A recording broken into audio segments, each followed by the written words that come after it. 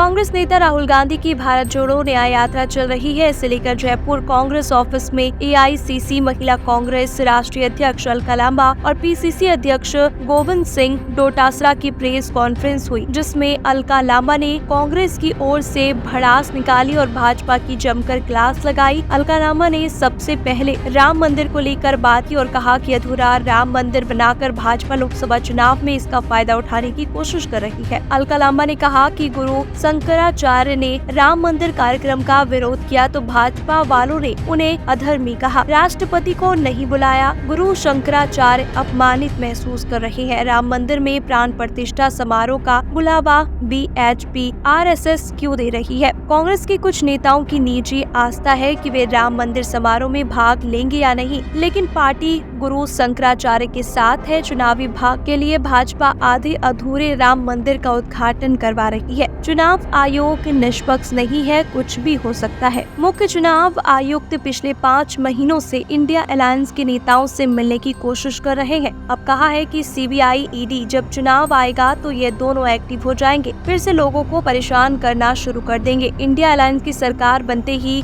जातीय जनगणना कराई जाएगी। चुनावी घोषणा पत्र में इसका उल्लेख किया जाएगा। अग्निपथ योजना को भी हम रद्द कर देंगे। अलका लांबा ने दावा किया कि इस महीने के आखिर तक कांग्रेस लोकसभा चुनाव 2024 के उम्मीदवारों की घोषणा कर देगी। पहली सूची जारी कर दी जाएगी। अलका लांबा ने कहा कि बनारस हिंदू विश्वविद्यालय में आईआईटी की छात्रा से भाजपा के आईटी सेल से कार्यकर्ताओं ने बलात्कार किया। बिल्किस बानो मामले में गुजरात में हत्यारों को रिहा कर दिया गया, लेकिन सुप्रीम कोर्ट ने फैसले को गलत बताया और आरोपियों को वापस जेल भेजने का निर्देश दिया। कहा गया भाजपा का बेटी बचाओ का नारा 1 करोड़ से बढ़कर 4 करोड़ बेरोजगार हो गए, जबकि 2 करोड़ नौकरियां देने का वादा था। जरूरी चीजों पर जीएसटी लगाया जा रहा है। पेट्रोल डीजल महंगे हो रहे हैं, जबकि भाजपा कहती थी कि महंगाई से राहत दिलाएंगे। अलका लांबा ने कहा कि 9891802024 पर मिस कॉल देकर लोग कांग्रेस की भारत जोड़ो न्याय यात्रा में शामिल हो सकते हैं। 7 सितंबर 2022 को पहली यात्रा के बाद राहुल गांधी भारत जोड़ो न्याय यात्रा पर निकले हैं, जो पूर्व से पश्चिम में मणिपुर से होते हुए गुजरात से महाराष्ट्र तक 6700 किलोमीटर तक